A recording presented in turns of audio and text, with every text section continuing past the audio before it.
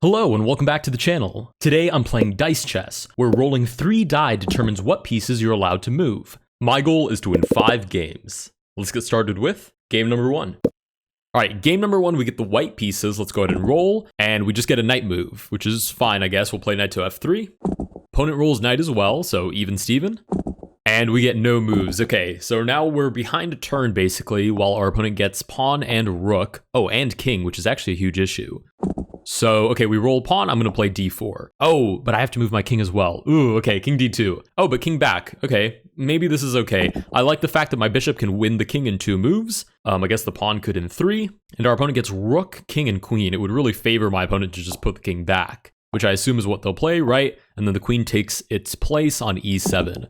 We roll king, knight, and rook, which is really not what we want. But let's play knight to c3, shuffle the rook over, king to d2 is basically forced. Okay, queen and pawn. Nice, I like that the queen went back, which probably wasn't optimal, but our opponent develops the bishop in the process. Let's go ahead and roll. We get 1 rook move, which is a complete waste of time. I guess just rook g1 is probably fine, and we wait for our opponent to roll. Okay, bishop, double knight. So like this right here, bishop takes, and then like a double knight move could be quite annoying. It's like a double check, and it's impossible to get out of because the king can't go to e1 when the knight targets that square anyways. We'll see what our opponent decides to settle on, right? Our opponent puts us in the critical position, and we roll double pawn. Nice. I mean, part of this game is luck. And let's play bishop e5 while we're at it, target the king. Okay, queen move means the queen can develop. Bishop moves means, okay, the bishop can block the check. Oh, and we actually get queen d7, which is quite passive. We get double bishop move and then a pawn move.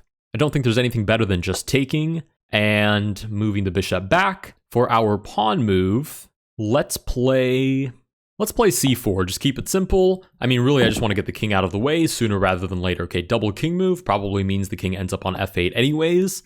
And then pawn move is just b6, sure. All right, queen and rook. We'll develop the rook to e1, develop the queen to e2, and I guess the new plan is king to d1 now. Okay, opponent is getting some pretty bad rolls, although, frankly, I have nothing to call home about either. Pawn move and king move. Okay, sure. I mean, just some waiting moves. We get double king. It's kind of tempting to move like this. Just put the king in a corner. So I'm going to play that. Double king move to b2, and then our rook move will be rook to d1. Pawn and knight. I mean, our opponent's slowly getting their pieces out. And it's our roll. Let's play, oh nice, king to a1, we do in fact get it. And we also get a double bishop move. Oh, which allows us to play bishop d7 and take the king to win game number 1. Nice. Let's go ahead and move on to game number 2. All right, game number 2, we get the white pieces. We get knight and pawn. I'm actually gonna play e3 this time because I have an interest in developing my queen and my bishop. For my knight move, I'll play knight to c3 since this seems to be the fastest way to get to the king. And then for my king move, I have no choice but to bong cloud, so we'll play king to e2. Okay, knight for our opponent, which is not particularly threatening, and then rook as well, which is kind of a waiting move. We get double king, which for me just means I end up back on e2, and we get a knight move. And d5 here is super tempting, so we'll play d5. Hopefully opponent doesn't get double pawn, because double pawn loses the knight right away, but double knight wins the game for me 2 different ways. We get knight to f6, we roll, oh, double rook, which is a complete waste of time. No choice but to move the rook back and forth. And then king. So I guess we move king back to e1. Okay, no moves. Sweet. We roll. Okay. Rook, bishop, and queen. I guess the smart thing to do would be defend the knight, develop the queen, and then just shuffle the rook over. Nice. We're looking pretty active. Double rook move for my opponent, which is the same as nothing. Nice. We'll roll again. We get knight, king, and pawn. It's very tempting to take the pawn because my opponent has not ruled queen yet, but it's probably smarter to go for the trade, even though pawn is more likely for my opponent to roll. We've now set up this double bishop move. We have to move the king, and we also have to move a pawn. So I'm going to move h4. So if I ever get rook, instead of wasting my turn, I can bring the rook up through a rook lift. But we do get knight, and with that, we win game number 2. Let's go ahead and move on to game number 3. All right, game number 3, we get the white pieces again, double pawn move, don't mind if I do. Let's start with d4 and then also play h4, because I do have an interest in not wasting all of these rook moves. Oh, we get a queen move as well. Let's just go with queen d3. All right, black gets no moves, let's roll again. Okay, double king, which is kind of a waste, and then a bishop move, which we'll play bishop to g5, 2 moves away from taking the queen. Okay, knight move for the opponent. Probably knight to f6 is the most natural, but we get knight c6 instead. Oh, and then shuffling the rook over, okay? Okay, nice. We get a rook move, so I'm going to play rook to h3 since castling in this variant is basically impossible. You'd have to roll king and rook on the same roll and not have moved either yet, which I've already moved my king, so no luck. We get bishop and knight as well. Let's play... I think it's too early to sacrifice. There's too many different types of pieces that could take back. So bishop back to f4. We'll develop the knight to f3. Okay, double rook. And see, that's the value of making that little escape square with the pawn move, because now my opponent's just wasting rook moves back and forth, but we've actually developed ours. We get bishop and king and rook. So king, waiting move. Bishop, I'm going to risk it for the biscuit. It's just too tempting. And then rook will play rook to g3. Nice, rook and double pawn. We'll see if our opponent takes advantage of actually moving the pawn forward to make an escape square for the rook, and they do. Rook to b7, 2 different ways to take the bishop now. And then d5, let's roll. We don't get bishop. Okay, this might be good as gone, but in the meantime, at least we're threatening the queen. We get king, knight, and pawn. Let's move the king over. For our knight move, let's play knight to c3. There may be some tricky recapture ideas if we roll double knight. And for our pawn move, let's just play h5. If we do get like some crazy triple pawn move, it might be worth something. Okay, rook does recapture the bishop. King forces the king to develop, which means it's 2 squares away from our knight. Let's roll, and we do get double knight move. Nice. With that, we win game number 3. Let's go ahead and move on to game number 4. All right, game number 4, we get the same opponent, but this time we get the black pieces, which means nothing because we get to roll first. Oh no, but now our opponent gets to roll. And they get a pawn and a queen and a bishop. So easy way to just set up Scholar's Mate from the get-go, which is quite unfortunate for us. And also almost exactly what our opponent plays. Okay, we get a pawn move. Thank goodness. Let's play... I feel like queen, you're less likely to roll it, but I guess they should all be equal in theory. So let's play g6. For our bishop move, we'll just move bishop g7. Oh, nice. Double king move and then a queen move. So our opponent gets to spare their queen, probably back to f3, and still threatening that checkmate. As far as the double king move goes, it'll probably just shuffle back to e1. Right, we do get king back to e1, and we roll bishop and pawn. I'm going to play pawn to d5. Oh, wait. Why can't I move pawn to d5? Oh, I need to move one of these pawns because I need to make way for the rook since I've also rolled rook. Oh, that's quite unfortunate. Okay, let's play bishop f6 to at least block this idea. Pawn to h5, and I guess no choice but to play rook to h7. Double queen move, so thank goodness we placed that bishop there, or else that would have been lost. But we do drop the rook on h7, and there's no clear way to take back. Pawn move left for our opponent, unless we get like 1, 2, 3 king moves in a row, which would be an absolute miracle. Okay, bishop, king, and pawn. Pawn to d5, let's just go for it. Bishop to... Let's go bishop d4. If we ever roll double bishop, it's an instant win. And then our king move, let's play king to d7 and just try to kind of walk our way out of this situation, which is unlikely, but it's worth a shot at this point in the game. Knight, queen, and rook for our opponent. Plenty of development, but no concrete attack at the moment. Probably like queen takes f7, and then maybe just like rook to h3 or rook to f1.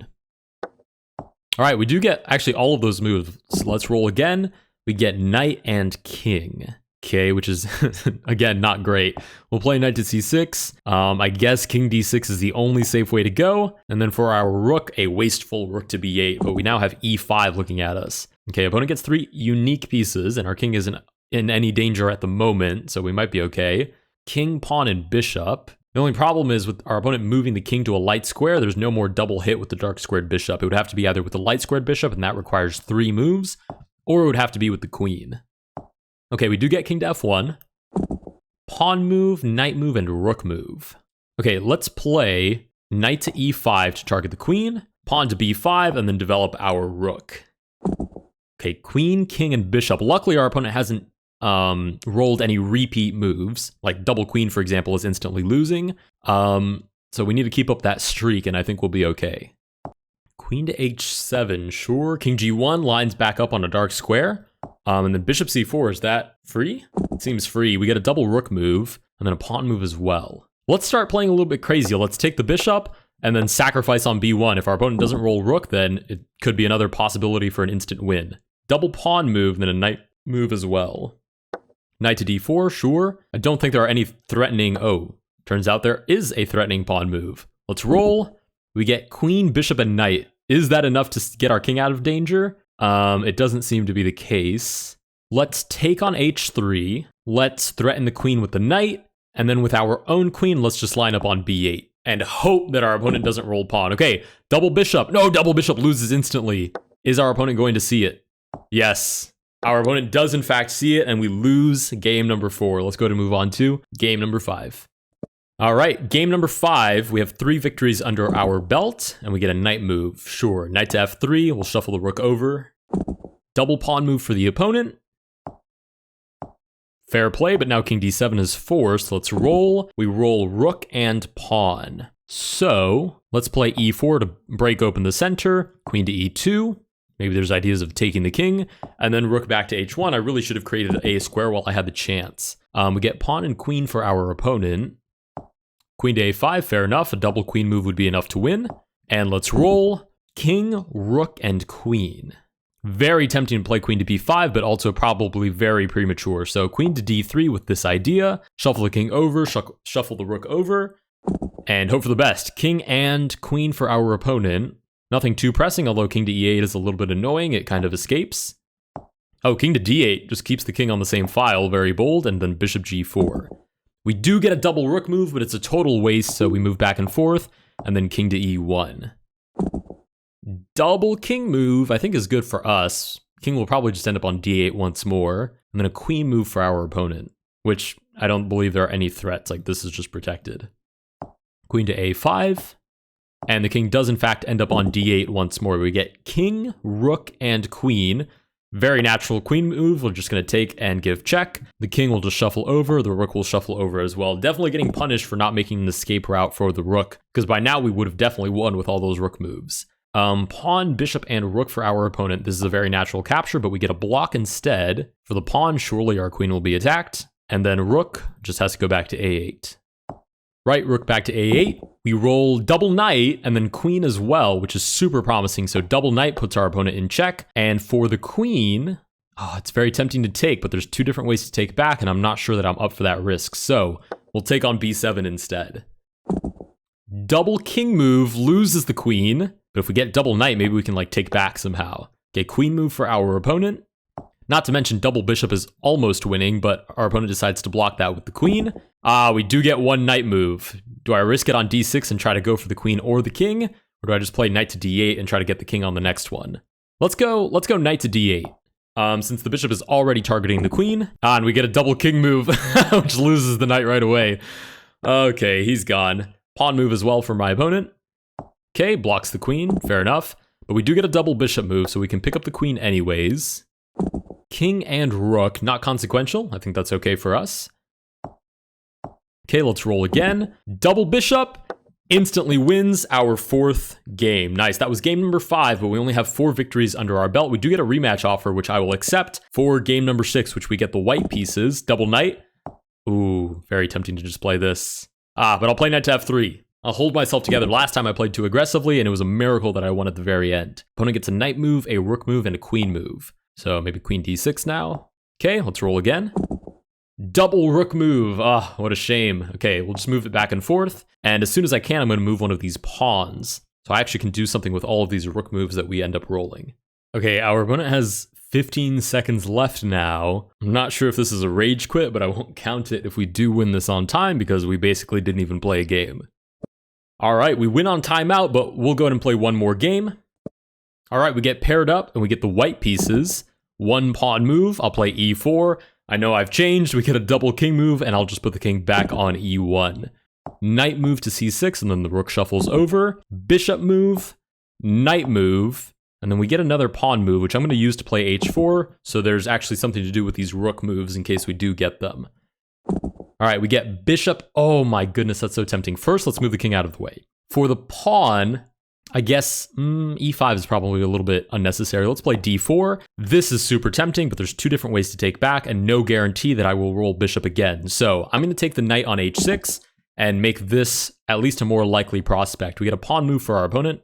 Probably will take and then play bishop g7. Nice, and then a king move to f8 actually, so this is no longer of any interest. Even though we do roll double bishop, I will pick up the pawn anyways, just pick it off the board. And then play, let's say, bishop back to c4 is probably fine. King to e1, as far from the center as we can stay with our king. Queen, bishop, and knight. Surely we've dropped this pawn, or maybe they'll take with the bishop, or rather the knight, and then just keep the bishop somewhere back here. To be fair, we are 2 queen moves away from winning. Well, not anymore with bishop to f6. All right, bishop, knight, and king. Let's develop our knight, move the king over, and as far as the bishop goes, honestly, let's just keep it, let's keep it on, the problem with d5 is that a double pawn move loses it. So let's play bishop b3. I don't love it because there's a chance of trading, and this bishop is 2 squares away from winning the queen, but don't really have a choice. Either way, opponent rolls double pawn and then king. So king has to come more towards the center because this bishop controls this diagonal, and double pawn, that's actually pretty useful, develops the rook and threatens the knight. We do get a bishop move and then a pawn move and a king move. King to g1, very natural. Pawn move, let's go e5, target the bishop, and our own bishop will just move it back to c4. Double rook. So our opponent gets to take advantage of this and probably also take the pawn, or rather the knight on c3 with the pawn. The important thing is to keep our options open. So we have lots of active pieces, which means lots of opportunities to accidentally get a roll that wins the king. We're just playing with that probability. That's pretty much what this whole variant is. Double rook move. Opponent maybe contemplating taking and then taking on c2. E5, even though that is protected, interesting choice. Knight move, queen move, and king move. So queen move, naturally take the knight move, naturally take the rook, and then king move back to f1. 2 pawn moves away from promoting, which isn't great. Actually, now 1, assuming our opponent takes on b2, which is exceedingly likely. Right, we do get that capture threatening the queen, and we get a capture threatening the rook. We'll roll. Double bishop. Does win us the queen, so that's of some consolation, but wow, pawn, rook, and bishop. So, promotes to a rook, and that is super smart. We lose game number 6, but super clever tactic, if you guys caught that. Our opponent promoted to a rook, because that was one of the things they rolled, and then captured our king with that same piece. Let's go to move on to game number 7. All right, game number 7, we get the white pieces. Let's roll. Double knight. Let's develop normally, even though, again, this tactic is so tempting. Double pawn for our opponent. Seizes the center, which is pretty bold because it opens up the king quite a bit. We'll roll, and we get pawn and knight. Let's play pawn to d5 and then knight to b5. For our queen, we'll just play, queen d3 walks into a fork. Although I guess in the traditional sense, it doesn't really matter. But we'll keep it nice and modest, queen to d2. Right? It's even a sort of buffer against losing the king right away. Opponent gets pawn and king. Okay, pawn to h5, which does create an escape route for the rook, but fails to challenge our knight on b5. We'll see where the king moves. Okay, d8. We get rook, pawn, and queen. Let's move. This pawn is super tempting though. Okay, I'm going to leave my rook to the wayside and capture this pawn, capture d5, and then unfortunately rook to b1, which is kind of a wasteful move, but we're threatening the king, we're threatening the queen. Surely the king will move out of the way. Bishop will probably just randomly develop. Develops hitting the queen, that's pretty smart. And then actually the king takes that spot, but we roll triple pawn, holy smokes. Okay, 1, 2, and then surely we promote. Pawn promotion, please choose your piece. I've never promoted in this game. You guys can only see these weird dots at the bottom. Let's promote to a queen. I think that makes the most sense.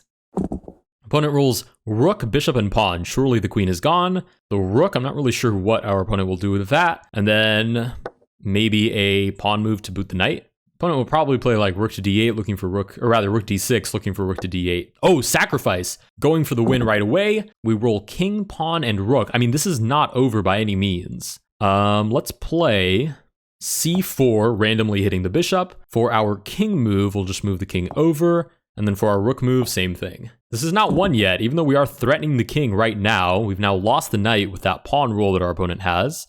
Surely we've lost f2 as well. And then the bishop, the bishop takes on f3. I was kind of expecting bishop takes c4. But I guess our opponent's going for the kill as soon as possible. We roll rook and double pawn. Okay, naturally we take back the bishop. The next pawn move, let's make it just taking on b5 and then rook to g1. No moves, nice, we roll again. Double king wins us the rook. Rook wins us the knight on g8. And this should be totally crushing. Rook move for our opponent and then 2 pawn moves. I mean, it is a game of luck. In theory, our opponent could full send it with something like this. And if I don't get a queen move, this loses immediately. So let's roll. But we do get a queen move. And with that, we win game number 7, which is our 5th victory. If you guys did enjoy this video, please consider liking and subscribing. Let me know down below what you guys think of Dice Chess, or if there are any other variants that I should play, and I will see you guys in the next one.